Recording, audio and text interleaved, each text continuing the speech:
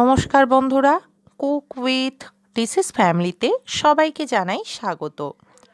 অনেক দিন পর কষা কষা আলুর দম বানিয়ে নিলাম। ভাবলাম আপনাদের সঙ্গে রেসিপিটি শেয়ার করে নিই। রেসিপিটি সব বাড়িতেই হয়ে থাকে। আমাদের বাড়িতে রেসিপিটি কিভাবে বানিয়ে নেওয়া হয় সেটাই আপনাদের সঙ্গে আজ শেয়ার করে নিচ্ছি। আমাদের আজকের রেসিপি নিরামিষ কষা আলুর দম। তাহলে দেরি না করে দেখে নেওয়া যাক রেসিপিটি আলুর আমি দম তৈরি কিভাবে করে নেওয়ার বানিয়ে জন্য নিয়েছি। এখানে আমি কয়েকটা আলু নিয়ে নিয়েছি। আলুগুলো খোসা ছাড়িয়ে একটু সেদ্ধ করে নিয়েছি। আপনারা চাইলে সেদ্ধ নাও করতে পারেন, আমি একটু সেদ্ধ করে। এখানে আমরা একটা কড়া বসিয়ে নিয়েছি আর গ্যাসটা জ্বালিয়ে দিয়েছি। কড়াটা গরম হয়ে গেছে, এবার কড়ার মধ্যে পরিমাণ মতো কিছুটা সর্ষের তেল দিয়ে দেব।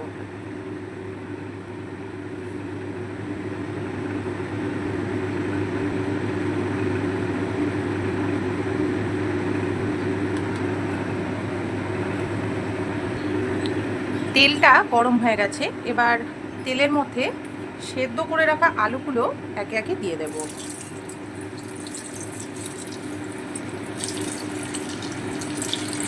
সমস্ত আলুগুলো লাল করে ভেজে নেব।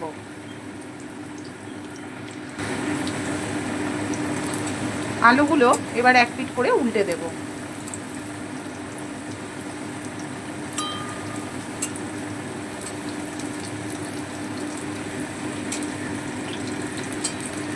একটা সাইড লাল করে ভাজা হয়ে গেছে, দেখতেই পাচ্ছেন।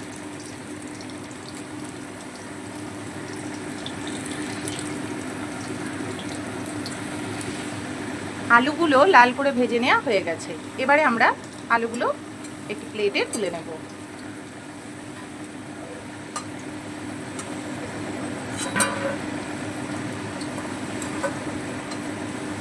আপনারা যদি আলু সেদ্ধ না করতে চান তাহলে আলুগুলো এমনি এইভাবে লাল করে ভেজে নেবেন।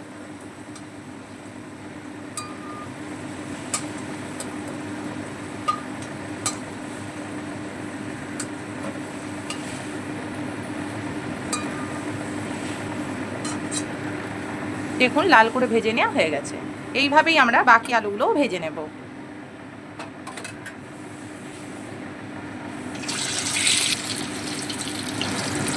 আলুগুলো লাল করে ভেজে নেওয়া হয়ে গেছে, এই আলুগুলো আমরা তুলে নেব।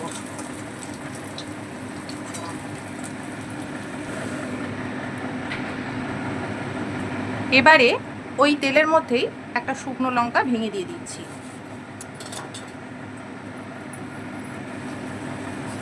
একটু জিরে দিয়ে দিলাম। ফোড়নটা ভাজতে দেব। ফোড়নটা একটু ভাজা হয়ে গেছে, এবারে আমরা কিছুটা পরিমাণে হিং দিয়ে দিচ্ছি। হিংটাও একটু ভেজে নেব।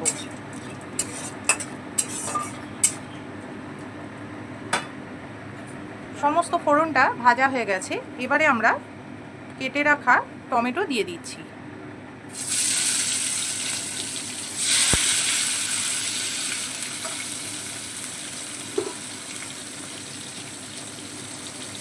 টমেটোর মধ্যে দিয়ে দিচ্ছি পরিমাণ মতো হলুদ গুঁড়ো। এবার দিয়ে দিচ্ছি পরিমাণ মতো নুন।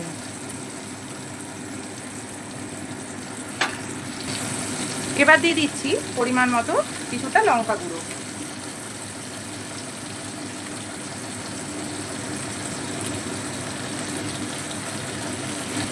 এবার দিয়ে দিচ্ছি সামান্য পরিমাণে কিছুটা জল। এবার সমস্ত মশলাগুলো একটু নেড়ে চেড়ে নেব।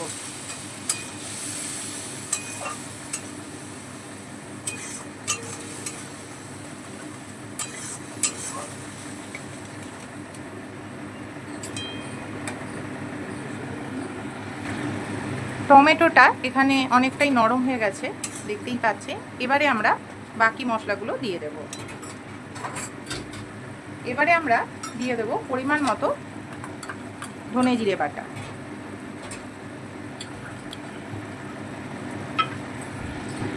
এবার দিয়ে দেবো পরিমাণ মতো কিছুটা কাশ্মীরি লঙ্কার গুঁড়ো। এটা অপশনাল, রঙের জন্য দিচ্ছি, আপনারা দিতেও পারেন নাও দিতে পারেন। আবারও মশলাগুলো একটু নেড়ে চেড়ে মিশিয়ে নেব। এবারে সমস্ত মশলাগুলো ভালো করে কষিয়ে নেব যতক্ষণ না তেল ছাড়ছে। মশলা থেকে তেল ছেড়ে দিয়েছে, মশলাটা খুব ভালোভাবে কষিয়ে নেওয়া হয়ে গেছে। এবারে আমরা পরিমাণ মতো কিছুটা আদা বাটা দিয়ে দেব।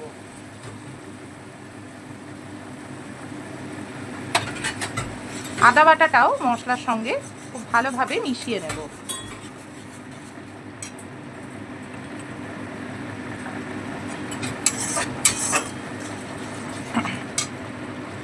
এবারে আমরা ভেজে রাখা আলুটা দিয়ে দেব।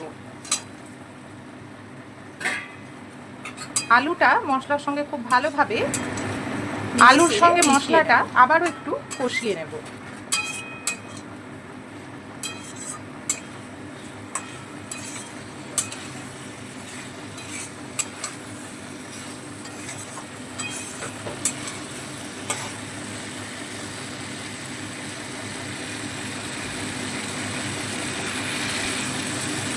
আলুর সাইড দিয়ে দেখতেই পাচ্ছেন তেল ছেড়ে দিয়েছে, আর বেশি কষাবো না। এবারে আমরা পরিমাণ মতো জল দিয়ে দেব।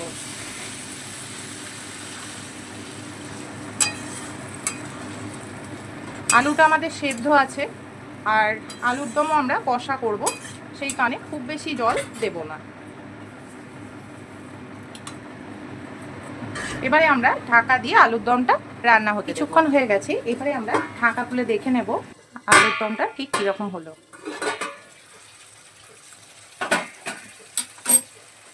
দেখুন বন্ধুরা, গ্রেভিটা অনেকটাই কমে এসেছে।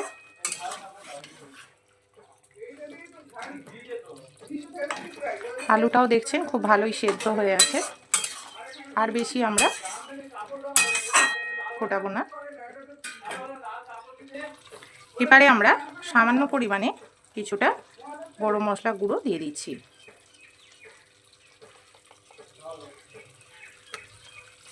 কিছুটা পরিমাণে ভাজা মশলা দিয়ে দিচ্ছি। কিছুটা ধনেপাতা কুচি ছড়িয়ে দিচ্ছি।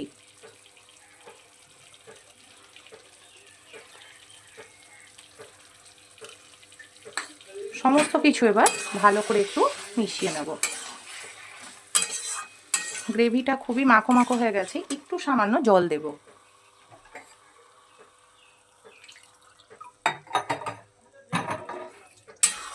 একটু জল না দিলে আলুর দম যখন ঠান্ডা হতো গ্রেভিটা আরও বেশি ঘন হয়ে যেত। আলুর দম তৈরি হয়ে গেছে।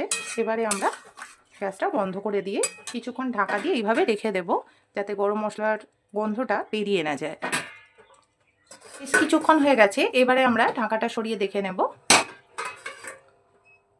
দেখুন বন্ধুরা, কষা কষা আলুর দম কতটা সুন্দর তৈরি হয়ে গেছে। এবারে আমরা আলুর দমটা একটি পাত্রে ঢেলে নেব।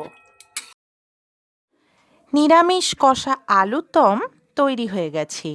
বাড়িতে থাকা উপকরণ দিয়ে খুব সহজ পদ্ধতিতে রেসিপিটি বানিয়ে নিলাম। রেসিপিটি রুটি, লুচি, পরোটা বা পোলাওয়ের সঙ্গে খেতে দারুণ লাগে। বন্ধুরা, আপনারাও আপনাদের বাড়িতে রেসিপিটি এইভাবে বানিয়ে দেখবেন। রেসিপিটি ভালো লাগলে ভিডিওটিকে লাইক, কমেন্টস অ্যান্ড শেয়ার করবেন, এবং আরও নতুন নতুন রেসিপি পেতে আমাদের এই চ্যানেলটিকে সাবস্ক্রাইব করবেন। সকল বন্ধুরা ভালো থাকবেন, সুস্থ থাকবেন। নমস্কার।